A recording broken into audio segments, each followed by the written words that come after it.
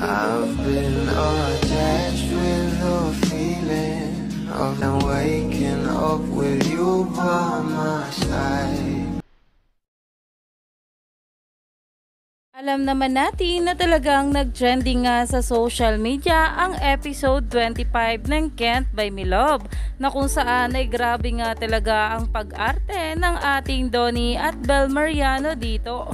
At pang best actress naman itong ating Bel Mariano, na marami nga talagang mabula ang masumanga nga sa ating Donnie at Bel pagdating sa pag-arte. Pero ito na nga guys ang pag-uusapan natin ngayon.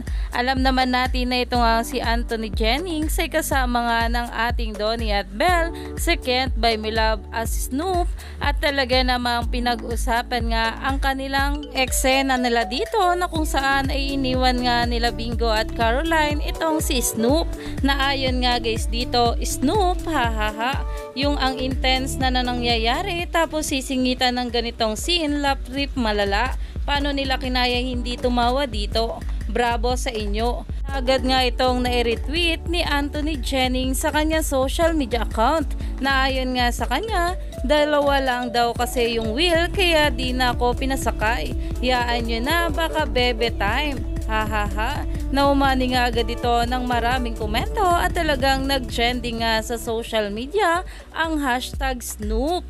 At ayon pa kay Anthony Jennings, lahuy, thank you naman po. Dahil grabe nga talaga at deserve nga ito ni Snoop o ni Anthony Jennings, dahil na nga rin sa panlalaglag sa ating Donnie at Bel Mariano. Kaya naman, stay tuned lang tayo for more update nila Donnie at Bel sa mga susunod pang ayuda.